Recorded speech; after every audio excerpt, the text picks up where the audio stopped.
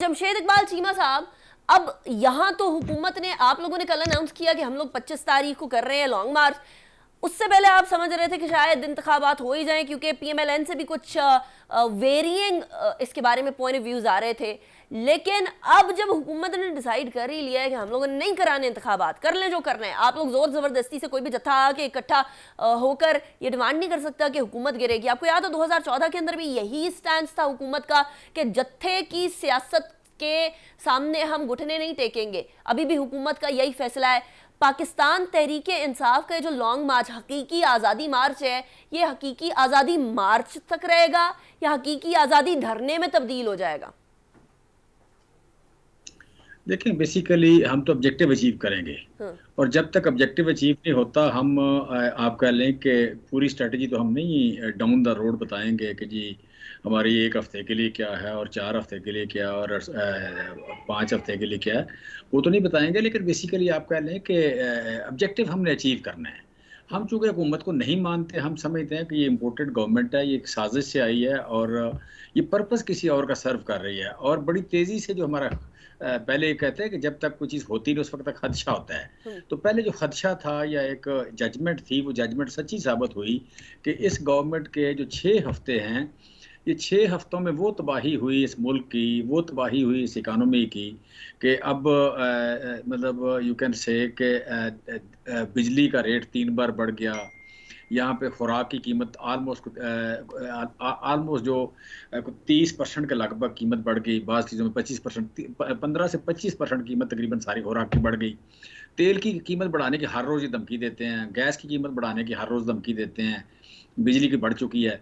सो आप कह लें कि फिर यहाँ पे अभी तक 3 बार बढ़ चुका है इंटरेस्ट रेट, आज फिर 1.5% बढ़ गया है। पिछले दिनों 2.5% था। 18% अगर आपका इंटरेस्ट रेट है, तो इस मुल्क में बिजनेस कैसे हो अभी सकता है? तो इस मुल्क साढ़े से तेरह एक्सपोर्ट फीसद कैसे है जा सकता चीमा साहब, आज तो 13.5% हुआ है।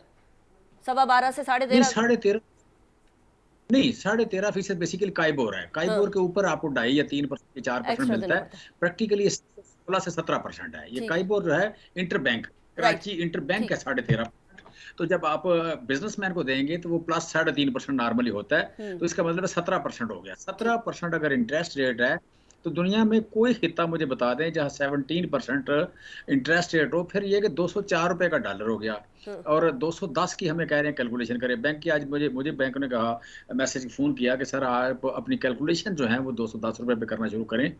सो 210 रुपए की कैलकुलेशन अच्छा जो चीमा साहब, जो मुझे एक बात प्रोडक्ट बताइएगा, आई एम हम sorry I am cutting you short here, लेकिन मुझे एक बात बताएं, पिछले 3.5 साल की हुकूमत को छोड़ के हम 1 महीने की हुकूमत के ऊपर ये सारे इल्ज़ाम कैसे लगा सकते हैं कि देखें जी आपने ही डॉलर को ख़राब किया, आपने ही पेट्रोलियम मसनूआत की कीमतें जो है अब बढ़ाने की कोशिश कर रहे हैं, जबकि सब्सिडी आप लोग लेकर गए थे, देकर गए थे, और मार्च 31 तक आप लोगों ने पैसे छोड़े थे, उसकी एलोकेशन की थी, उसके बाद एलोकेशन भी नहीं हुई थी। कैसे हम लोग इस हुकूमत को 4 हफ्ते के अंदर अंदर बोरेदे इल्ज़ाम ठहरा दें?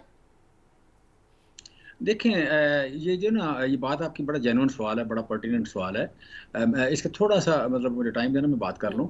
इसमें पहली बात तो ये है कि अगर अगर हमारे पास रिजर्व ना हो फिर डिफरेंट बात है। अगर हमारे पास कोई करंट अकाउंट डेफिसिट ज़्यादा होता, अगर मार्च का करंट अकाउंट डेफिसिट देखें तो कोई almost you can say it was around कोई $1 बिलियन के लगभग था। अभी $600 मिलियन है और उससे पिछले साल फरवरी फरवरी का जो था $500 मिलियन था। $500 मिलियन ये आप कह लें करंट अकाउंट डेफिसिट जब हमें गवर्नमेंट मिली थी तो ये $1.5 बिलियन था महाना। $1.5 बिलियन से हम सरप्लस में भी लेके आए और अभी जब $500 मिलियन है आपका करंट अकाउंट डेफिसिट, तो फिर डॉलर की कीमत $176 से बढ़ के 204 होने का तुक नहीं बनता था। फिर हमारे पास रिजर्व जो है 22 अरब, साथ जिस दिन इन्होंने तहरीक अदम एतमाद आई, रेजोल्यूशन जिस दिन आई उस दिन $22.3 अरब के यहाँ पे रिजर्व थे। सही। जब हमें ये गवर्नमेंट मिली थी तो $9.87 अरब के रिजर्व थे। एक्सपोर्ट जो है वो 40% बढ़ चुकी थी। यहाँ का फॉरेन रेमिटेंस जो है वो बेहतर थी। यहाँ पे बिजली की कंजप्शन बहुत अच्छी थी। और दूसरा ये कि एक चीज़ मैं बताऊँ आपको, पिछले 3 साइकिल हम देखते हैं। कमोडिटी का सुपर साइकिल कहते हैं। कमोडिटी का ठीक। सुपर साइकिल कहते हैं कि जब आपकी मेटल मेटल एनर्जी और फूड तीनों महंगी हो जाएं, सुपर साइकिल इसे कहते हैं कमोडिटी का। सुपर साइकिल जब भी आया है, जिस गवर्नमेंट में भी आया है, 6 महीने के अंदर गवर्नमेंट के रिजर्व खत्म हो गए और गवर्नमेंट रिजर्व डिप्लीट हो गए। सही है। लेकिन हमारे दौर में हुआ कि 1.5 साल हो गया कि सुपर साइकिल आया इकोनॉमी का, अपना कमोडिटी का। सुपर साइकिल आने के बावजूद जब 7 मार्च को जिस दिन रिजर्व पेश हुए तहरीक ठीक है। एतमाद, उस दिन 22 अरब डॉलर रिजर्व थे। लिहाजा हमें ये नहीं ये वैसे दे यहाँ सकते, कोई हुकूमत ने वजह। आके फौरी तौर पर बोला था कि जी 11.3 बिलियन डॉलर हैं रिजर्व्स, कोई 17 बिलियन नहीं डॉलर नहीं है, नहीं कोई नहीं 18 नहीं है, कोई 22 नहीं है, कोई नहीं 21